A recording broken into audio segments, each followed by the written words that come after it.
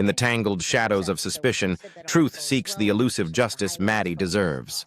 Unravel the mystery behind Jennifer Soto's involvement and the case's chilling details. Adam says, "Bless you, Jay. This is an easy case to talk about, and you do it with grace, respect, passion, and thirst for knowledge and understanding." Absolutely. Thank you, Adam. I appreciate that. It's not an easy case. All right. Yeah.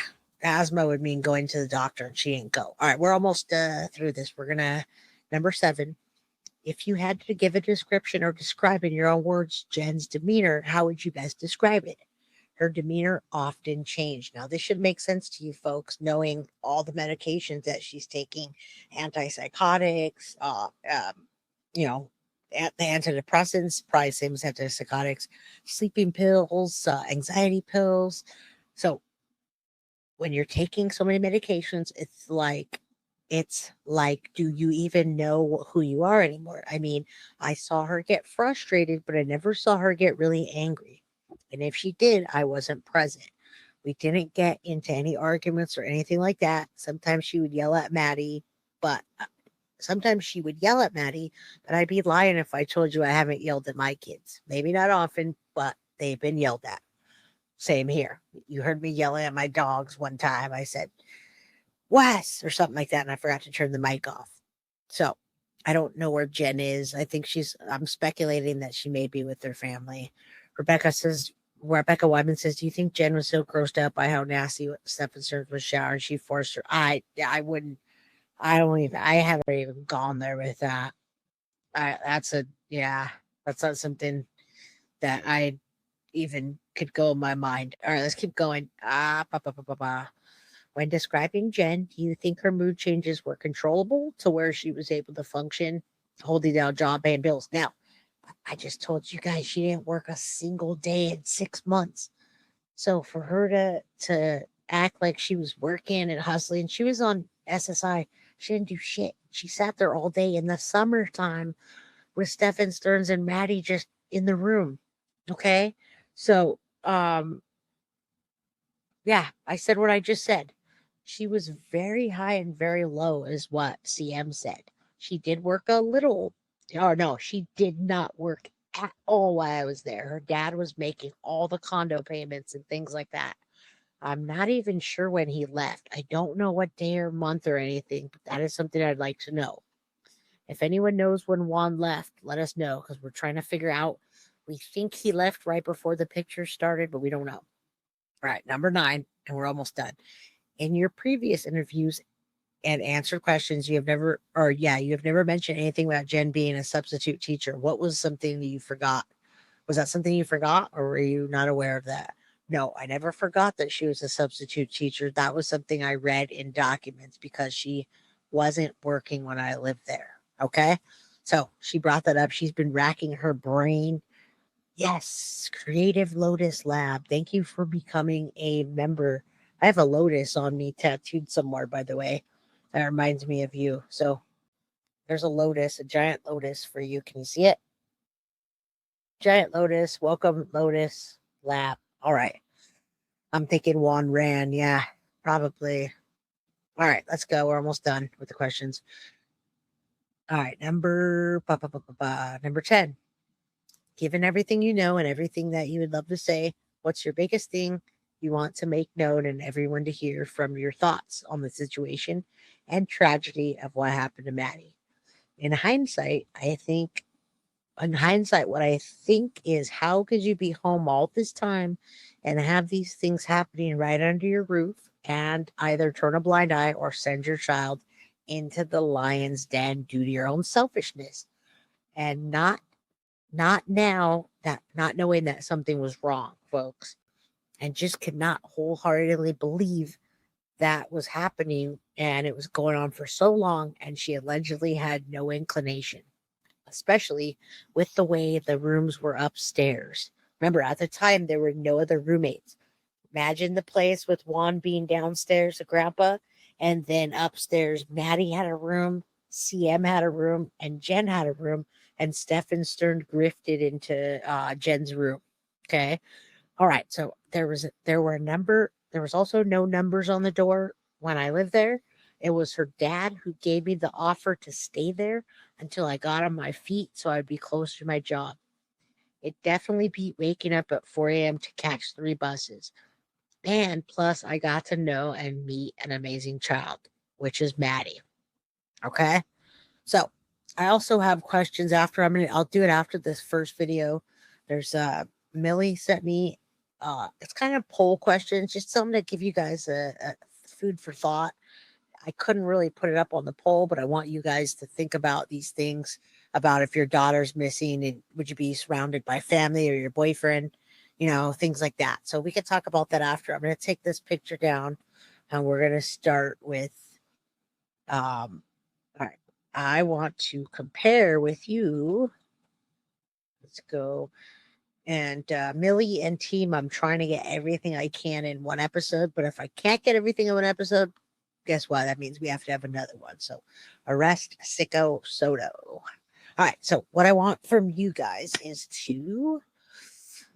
let's play a quick video to get you guys thinking. I'm going to play the video. It's like 9 minutes and something seconds in double time. I want to play that. It's about why Jen Soto should be arrested from Duty Ron and Oblivious Benson. That's not very long, but it's going to give you the perspective you need to take a look at analyzing an alibi using a statement analysis versus body language. Okay, so what's a huge difference? And in between, I'll go back and forth between my agenda. So thank you. Yeah, more episodes. I'm down, Jamila. And I want you to know, folks, when I come up with the episode, I'm the one that has to come up with the episode. There's no script, so it's just in my head. Write the questions out. Pretty helped me put some things together today. But typically, I'm coming up with the ideas, writing the questions out. Contacting the people, and just doing the whole production. But I only do it if I'm compelled to do so. I don't take cases that I'm not compelled to do. So if I don't have like this epiphany about something and have a grand idea of how to execute it, I just don't do it. So as thank you, Brian and Jill. Jay, you're amazing. I appreciate you. Serber, thank you for the $3 super sticker. I'm a little low this month. Just because, we took off for however many days. So everything helps. And all I ask you to do is hit the like button. Everything does help right now, especially right now. And I think we're in a good place financially. So I'm not asking for help like that anymore, but we just hit 555. So say a prayer for Maddie as we embark on Jennifer Soto and why she should be arrested from Duty Ron. That says it like he wants to. All right. Tina Britt, I love your show, Jay. Thank you. All right, one more. Millie Isaac, I believe she saw him or aided him with her unaliving. She also was with a jacket and long sleeves. Yes, and I was going to bring that up. Thank you, Millie. I want you to know that Jennifer Soto wore, and I have all this down, but Jennifer Soto was wearing a jacket and long sleeves all the time after Maddie went missing. Okay. All that other kids were and people were wearing t-shirts and shorts. So pay attention. Do you think she had scratches on her? I do, in my opinion. I think she had scratches on her, and that's why she was wearing long sleeves. So when we watch the videos and we see Jen and Nick watch for long sleeves, and it was hot. It doesn't matter if it was February, it was humid, it was hot. Even Maddie was wearing, I think she was wearing jean shorts. Correct me if I'm wrong. No, she didn't have track marks. Not the mama. She wasn't shooting up. She was taking pills, bruises or scratches. Yeah, from potentially fighting with Maddie. Minnesota girl, thank you for the super sticker, $4.99. I appreciate you all. You all help so much, more than you know. Trust me. Yeah, hit that like button and let's get into this. Let's get into this next one. I'm trying to hit all my points today, but I have a lot of points today. It's a pretty big show, it feels like to me. So yeah. All right. A lot of information packed into a little bit of time. Let's go. Again, I come up with these things and put them together, and I got to do all that. So it's kind of, I appreciate the mods a lot. All right, let's listen to why Jennifer Soto should be charged in the Madeline Soto case. Oblivious Benson's on this. This is fantastic. Love it. All right, you all know Duty Ron. Everyone's asking about Jennifer Soto. Why is she not charged? This is the reason why everyone's up in arms. This is the prime reason why everyone's like, what in the actual is that? You see on this officer's phone, it says 1942 hours right there. That's military time, 7:42 p.m. on the East Coast. So there's the times, and I just want to take the branding off so you understand that the body cam is just it's all messed up, the timing and everything here. It even has the wrong date. It's 2:26. This is Monday night, February 26th, not the 27th. So don't get too caught up on that.